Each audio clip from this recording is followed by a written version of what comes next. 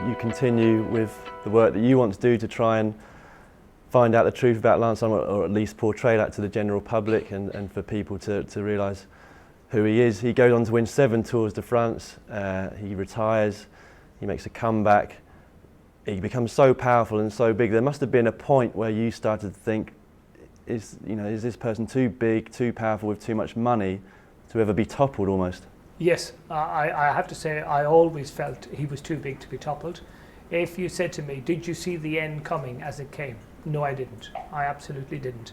Because in 2001, I found out that he was working with Michele Ferrari, doping doctor.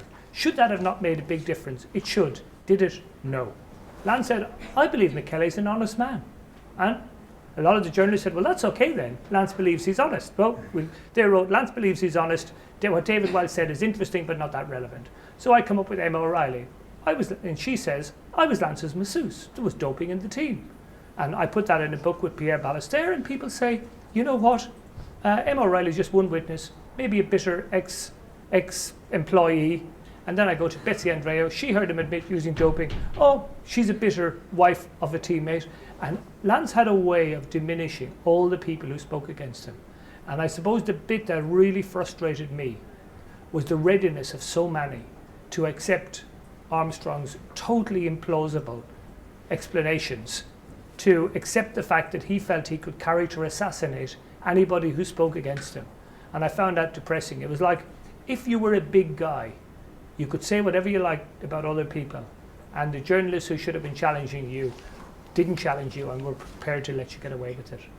13 years obviously is a long time to pursue one person almost, or one subject. Do you feel like it's closed now for you? Yeah, I think it is pretty much closed. And people, because I was on this case for a long time, I feel I've got exaggerated credit for it, really. I mean, if you want to know how Lance Armstrong was brought down, you need to look at Lance Armstrong, not David Walsh. Because although Lance was a smart guy, I think his smartness was more the analytical type of intelligence. I don't think he was emotionally intelligent. He didn't realise that Floyd Landis would constitute a very dangerous enemy. So when Floyd Landis got banned after the 2006 Tour de France and came back and is reaching out to Lance for some help, and Lance says basically, get lost, you're a loser, you were caught. Lance made an enemy of a guy who was incredibly dangerous, because Floyd is tough, he's hard, and when he takes his gloves off, he's a formidable fighter. So Floyd took the gloves off, wrote about what life was like in the US postal team.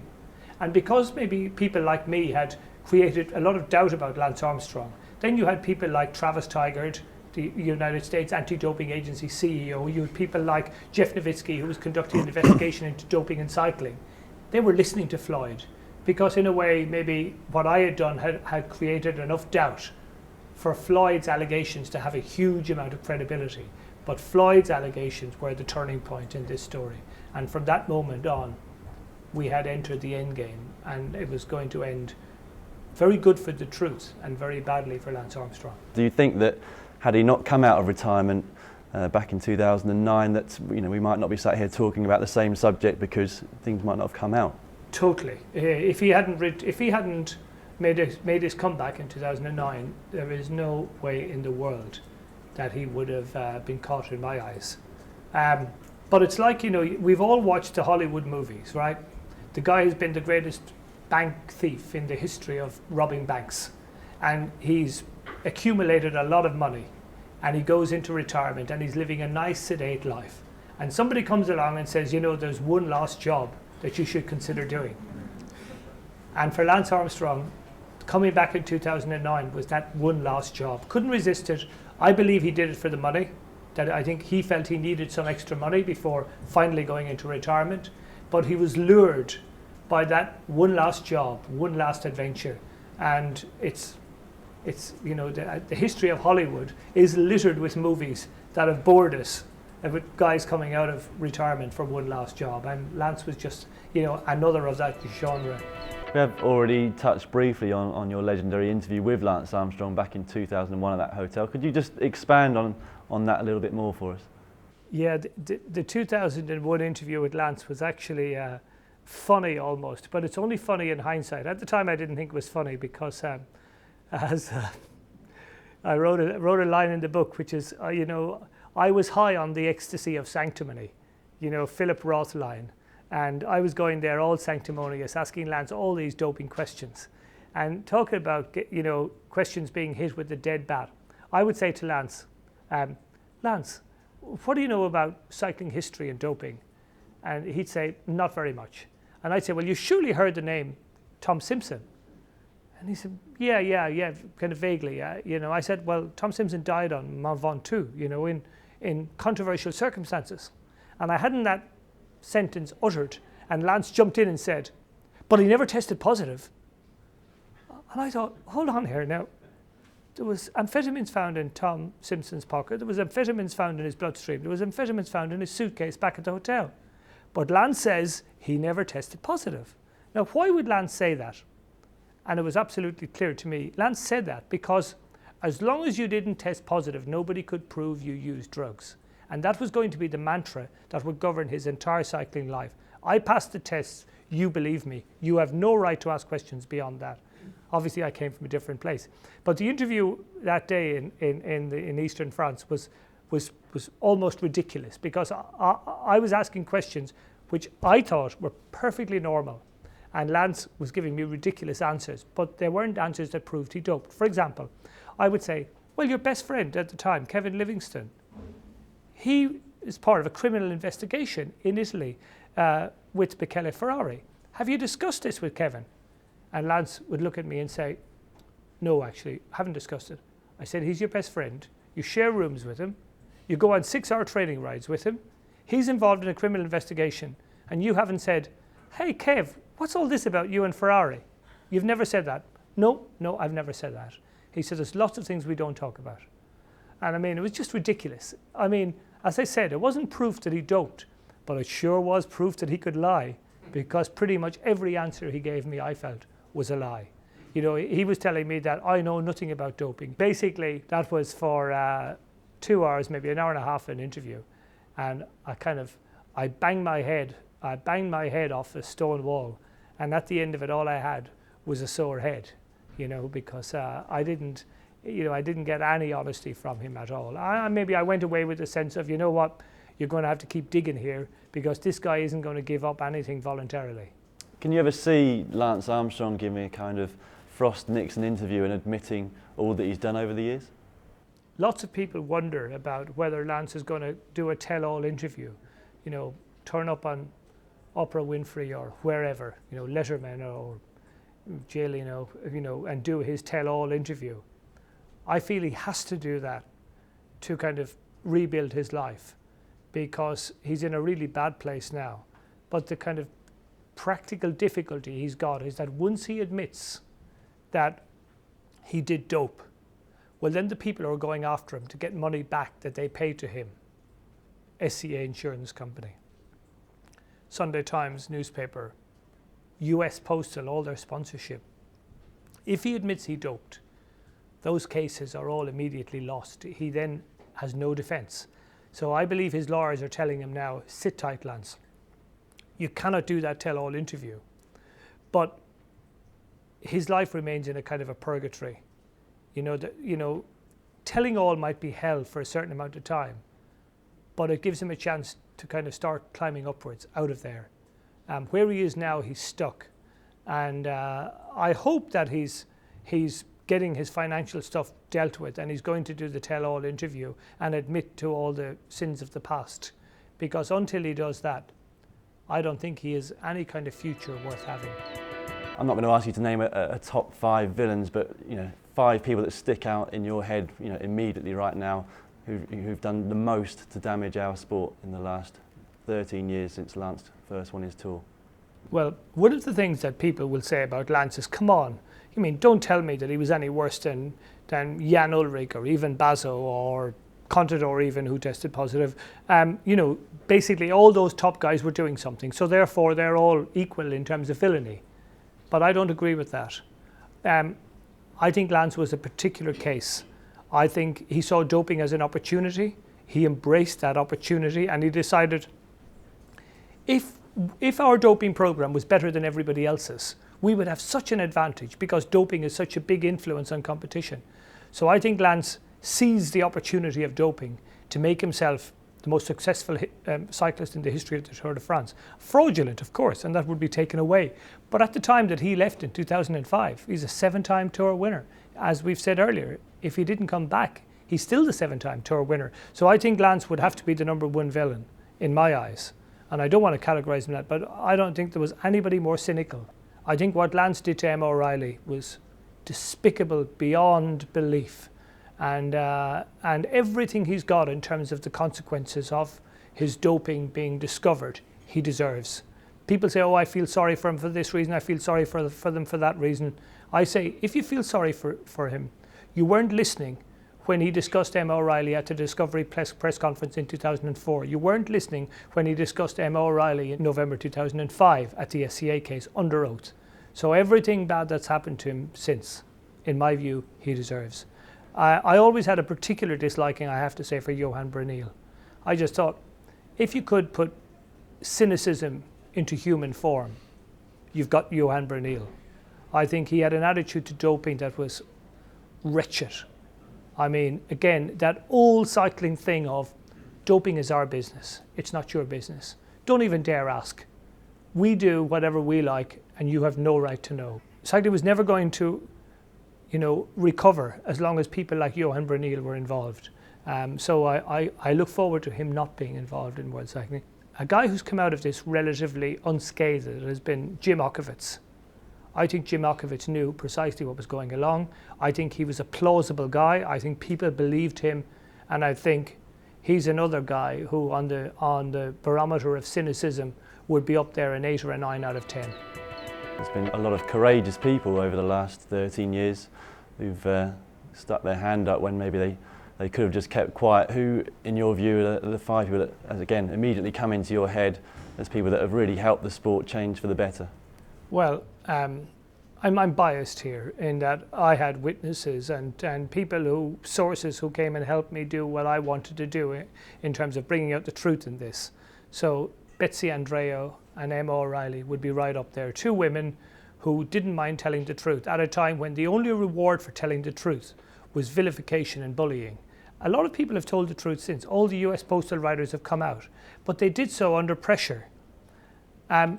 Betsy and Emma told the truth when the only pressure on them was not to tell the truth, was for everybody would have said to them, you'll just bring the wrath of Armstrong down upon you if you tell the truth. Betsy Andreo and Frankie Andreo, Frankie's professional life was seriously damaged by his wife's determination not to lie for Lance Armstrong. Emma O'Reilly, at the time that LA Confidential came out, the book that Pierre Ballester and I wrote, I've never seen Emma on the edge at any other time except that time. She was under so much pressure and she felt it. She felt she was going to lose everything. Why? Because she told the truth in the Lance Armstrong story. Now, Emma and Betsy would be right up there. Stephen Swart would be totally up there. This is a guy who rode with Lance and Motorola team. He had a young son who was getting really into cycling. And 8 years after he retired, Stephen said, you know what? I want to tell the truth about how it was in that Motorola team. And we decided in 1995 to dope. The biggest advocate of doping in our team was Lance Armstrong. But I, Stephen Swart, also doped. He was vilified for that in New Zealand. All these silly, radio phone-in shows, loads of guys coming on saying, what a loser, how dare he impugn the reputation of Lance Armstrong. And Stephen Swart was named New Zealander of the Year for telling the truth in the Lance Armstrong story. Same story, at one point in his life, he gets vilified. At another point, the same story earns him the accolade of New Zealander of the Year. And I do admire New Zealand for making a truth teller their New Zealander of the Year. I think that's a really positive thing. And of all the things that have happened since the truth has come out, the recognition for Stephen Swart is right up there. I think Greg LeMond has done a great job, but people like Paul Kimmage and Christophe Basson, the guys who were, regarded as, lowly riders, almost losers, because they said, we believe that you can't achieve in this sport without doping. And lots of people suffered like Christophe Basson, like Paul Kimmage, like Gilles Deleon, but they were the guys who came out and said it. I mean, it's okay to suffer silently, as many people did, but that didn't help the sport. you needed to actually come out and say, this is wrong, this is unfair, this is totally unjust. And that's what Bassau and Kimmage, De Leon did. And those guys would be high up on my list of those I would most admire. Mentioned very briefly Greg LeMond, who is now the only American winner of the Tour de France. Tell us how he kind of came into your life in terms of your investigations. Well, before he came into my life in terms of the investigations, just say one thing about him. I went on the 1986 Tour where he got into a battle with his teammate Bernardino, and that was the greatest Tour de France I've ever seen. That was an extraordinary race. And Greg LeMond was, by some distance, the most talented bike racer I've ever seen. I've never seen anybody just look so natural on a bike. Greg, even in the middle of a Tour de France, when he made an attack or when he reacted to an attack, he looked like he was just on a fun ride. And he had the most extraordinary physiological capacities and the most beautiful shape on the bike. I loved the way he rode the bike. And he came into my world because after I brought the stuff out about Lance working with Michele Ferrari, you know, Armstrong basically said, Michele's an honest man, I don't apologize for working with him. And I rang up Greg 2 weeks after the story came out and I said, Greg, what do you make of this? And he said, well, when Lance won his first Tour de France, I cried. He said, I was so happy and I totally believed this was a great thing for cycling. He said, but now that I've learned he's working with Ferrari, I have to change my view because I know Ferrari is the dirtiest doctor in doping. I know that from my experience. And he said, Lance should not be with him. And we talked about it, and then Greg produced what was in many ways the quotation that would define the whole debate at that time. He said, you know, if Lance's story is true, it's the greatest comeback in the history of sport. If it's not, it's the greatest fraud. And of course, that was just raising the question that it might be a fraud. Armstrong, of course, went insane with anger, and Greg then was vilified by Armstrong. You know, Greg was unbelievable pressure put on him. He lost his bike business. I mean, Armstrong could exercise unbelievable influence if he wanted to do you down or damage your business interests or destroy your character. You know, he was a formidable and very dangerous enemy, Lance, and he didn't mind using his power to destroy other people. I think, as you just mentioned, Greg, probably of a lot of people, he had a lot to lose in terms of business for speaking up about Lance Armstrong. He's come recently, and since the Lance has been found out, as it were, he's almost put himself forward for UCI presidency, so to oversee the sport in the international governing body. Is that something that you could see him do either temporarily or long term? Is he the right person for that? I think he could do it on an interim basis, but I don't think Greg has, you know, got the kind of personality character to be president of the UCI. I think that would tie him down in a way he wouldn't enjoy being tied down. I mean, Greg does lots of things, he's lots of different interests, and he definitely wants to help cycling, and that's why he said he'd be prepared to put himself forward on an interim basis. But cycling needs somebody who would be able to devote a huge amount of time to creating a new form of leadership, and I'm not sure who it will be. But what we are sure about, what everybody is sure about, is that cycling needs new leadership. It needs people that can do the job and be credible. It could be argued that the fight against doping in all sports is futile because there's so many different people with interest. You've got the athletes that want to make money from the sport, the governing body doesn't want the sport to come into disrepute, the media wants to get as easy a story as possible, and that means being friends with the athletes. You obviously don't have that view, but how is that going to be resolved? People say, oh, you've got so much doping in sport and it's so difficult to eradicate. I mean, and sport really has tried, I would say not hard enough, but it has tried and it's failed miserably to eradicate doping. So why not just accept that it's there, it's part of sport now, just get on with it. Well, the reason why we can never do that is put yourself in the mindset of you being a father to a gifted athlete. And you've brought him up to say that the truth is important and to believe in the truth. You've brought him up not to cheat. And then he calls you up, maybe, you know, he's brought up in London or he's brought up in Manchester, and then he goes to France and he rings you up and he says, Dad, you know, I now realize that I can't achieve what I want to achieve in cycling unless I dope, because pretty much all my big rivals are doping. What do you say to him? I believe you say to him, son, I'm sorry, you've got to come home. You can't do this, because you'll be building whatever success you might achieve on a lie. You see, everybody that says, well, look, doping is there, doping exists, let's not get obsessed about it and fight a battle that maybe we're never going to win.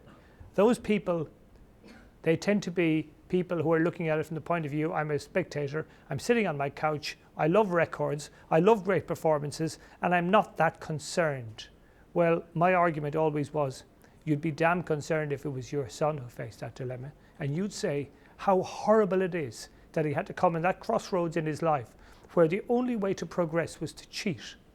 It's just not acceptable, should never be acceptable, and we should fight in more imaginative ways than ever, and we should never give up the fight. There's a big gap in the record books now, 7 years of Tours de France which haven't got a winner.